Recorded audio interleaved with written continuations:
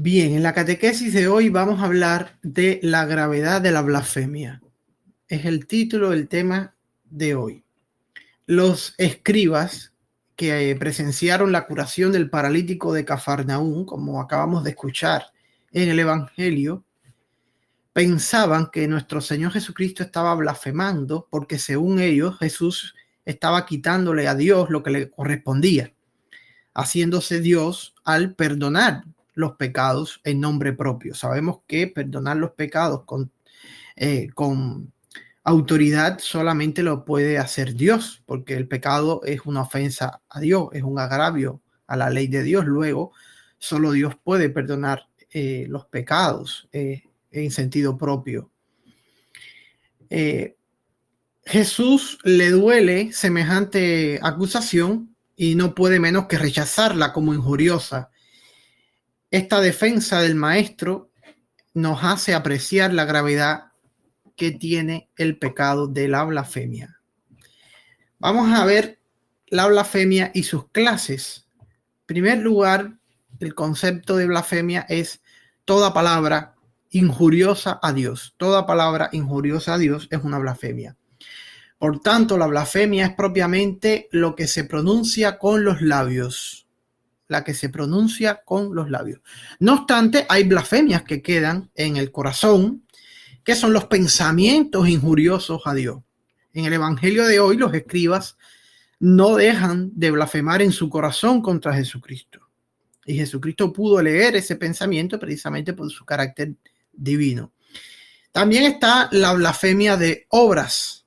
Es una obra o una actitud externa que se manifiesta con, puede ser gestos, con actitudes que injurian a Dios, como sería, por ejemplo, escupir al cielo, pisar un crucifijo, arrojar al suelo una hostia consagrada por odio o injuria a nuestro Señor. Eso sería una blasfemia de obra.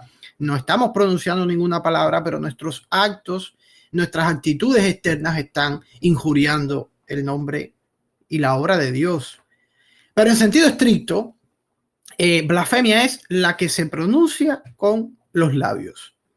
Hay blasfemias que indican, por un lado, el simple desprecio o la injuria a Dios, como por ejemplo cuando los judíos blasfemaban de Cristo diciendo, tú que destruyes el templo de Dios y en 3 días lo reedificas, sálvate a ti mismo.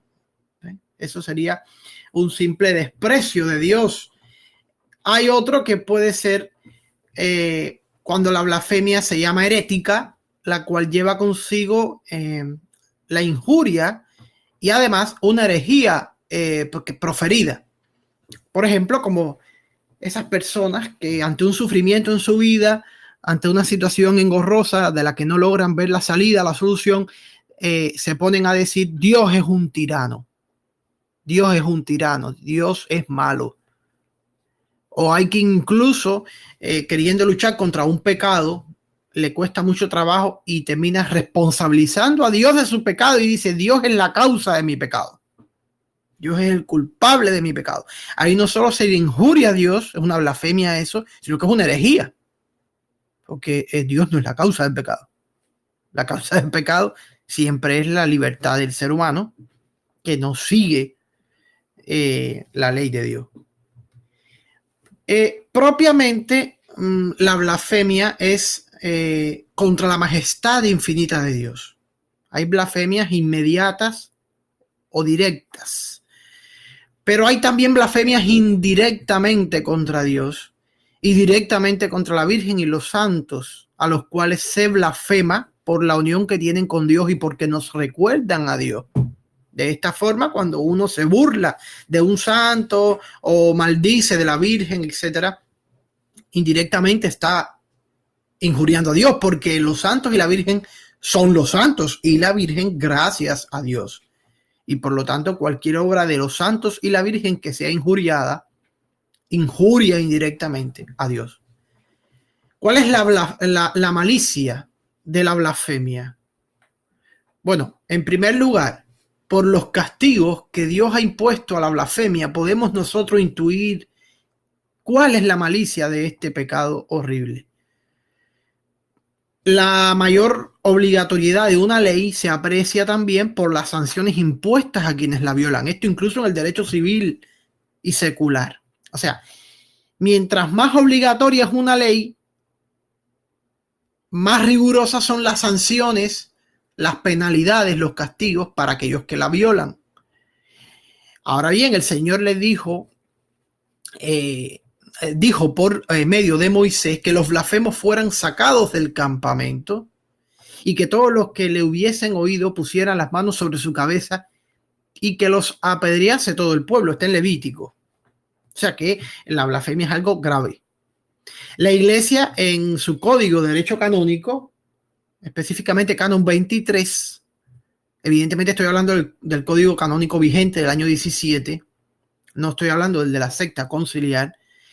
La Iglesia, en su código de derecho canónico, quiere que la autoridad eclesiástica imponga las penas convenientes al blasfemo. San Pío V, por ejemplo, llegó a imponer penas de tal categoría a los blasfemos que hasta en algunos casos se le podía perforar la lengua, algo totalmente chocante a la cultura moderna. Los castigos corporales son rechazados por el derecho penal moderno, se ven como bárbaros, como antiguos, etcétera, pero no es así, no es así. O sea, hay, así como es legítima la pena de muerte, hay crímenes que hacen legítimo que la pena sea un castigo corporal.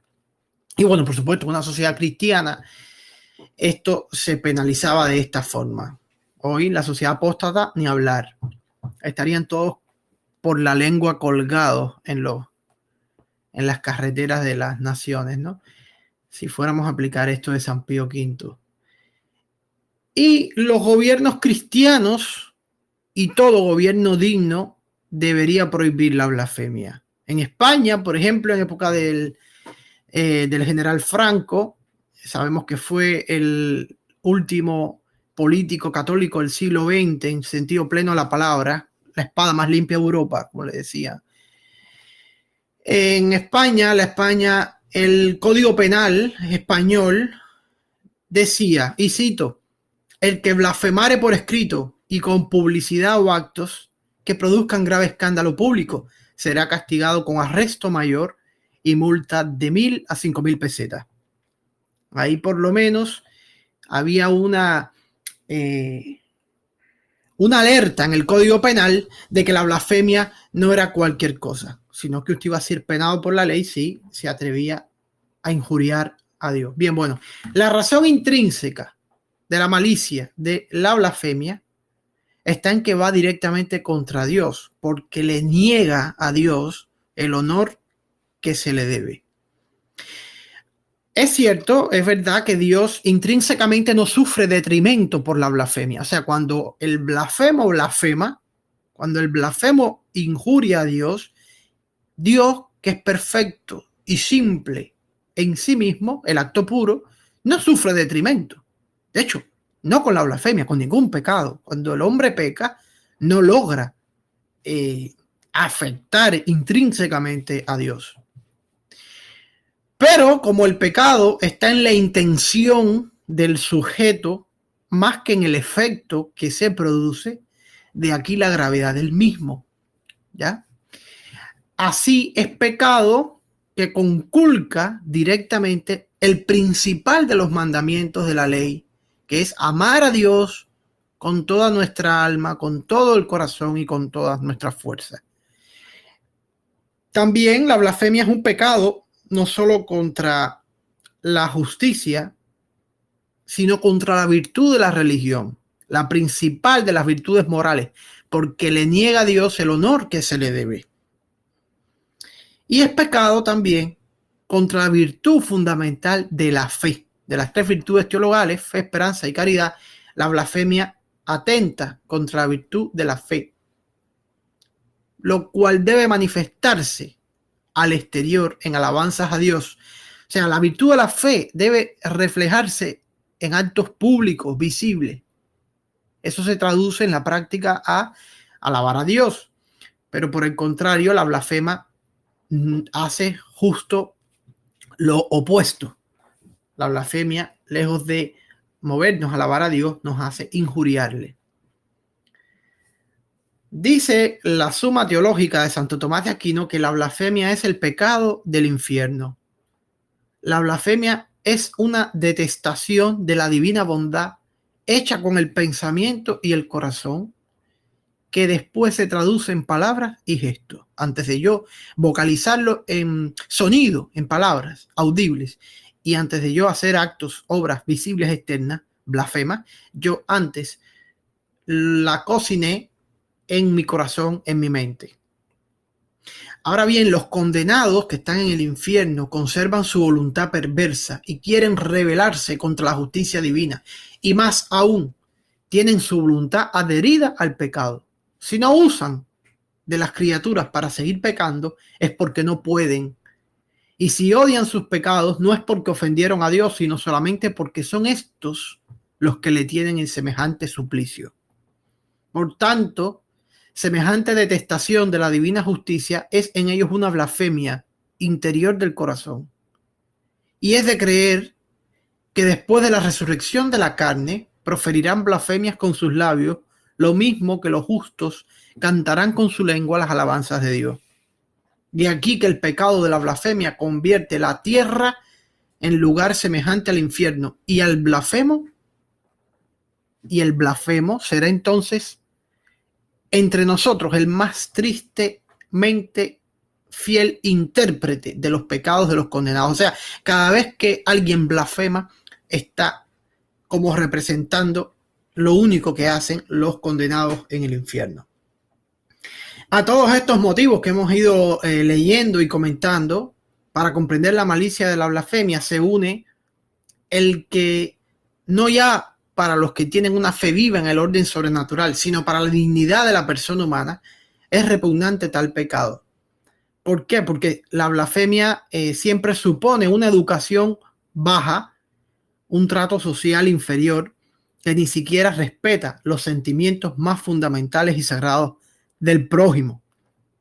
Porque muchas veces se blasfema para molestar a los que tienen sentimientos filiales para con Dios, los que tienen una fe viva, los que son piadosos.